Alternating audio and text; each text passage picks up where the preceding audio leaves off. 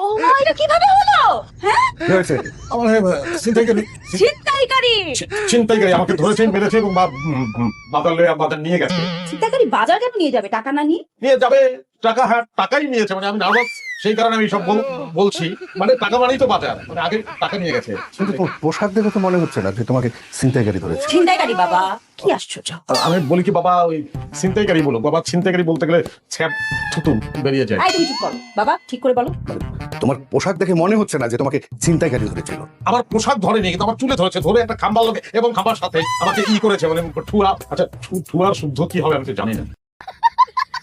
তোমাকে একটা ইলেকট্রিক পোলের সাথে জোরে বাড়ি মেরেছে।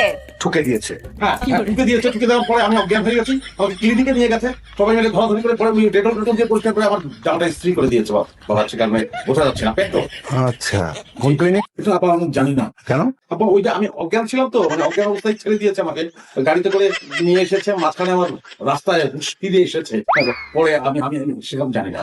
অদ্ভুত ক্লিনিক তো, অজ্ঞান অবস্থায় রোগীকে ছেড়ে দেয়। অদ্ভুত, এটাও কি আমার দোষ? আপা আমি তো খারাপ দাঁড়িয়ে আমি থাকতে পারছি না আপা, আমি তো খুব টায়ার্ড লাগছে আমার। আচ্ছা বাবা, বাদ দাও না এইসব। বেচারা এমনি খুব বাজে একটা সিচুয়েশনে পড়েছিল। তুমি যাও, ঘরে যাও, গিয়ে আরাম করো, যাও। কি বাবা, আমি দেখছি তোমাকে ঠিক কোথায় ছিনতাইকারী অ্যাটাক করেছে? 7 নম্বর রোডে। 7 নম্বর। কে, কজন ছিল? সম্ভবত 4 জন। সম্ভবত 4 জন। মানে কি এক্সাক্ট সংখ্যাটা বলো? 4 জন। 4 জন। বাবা যেটা বললি, তাদেরকে দেখলে তুমি চিনতে পারবে? আমাকে এটা করার পরে তো আমি অজ্ঞান হয়ে যাই। জ্ঞান ফেরার পর থেকে আর চেহারাগুলো মনে পড়ছে না আব্বা। সরি, ওষুধ খেয়েছি আমি একটু আগে, খাবার আগের ওষুধ। আচ্ছা, শুধু সিভিটটা খাওয়ার পর সিভিট কেন? অ্যান্টিবায়োটিক দেওয়ার কথা না? দিয়েছে দেখো তো।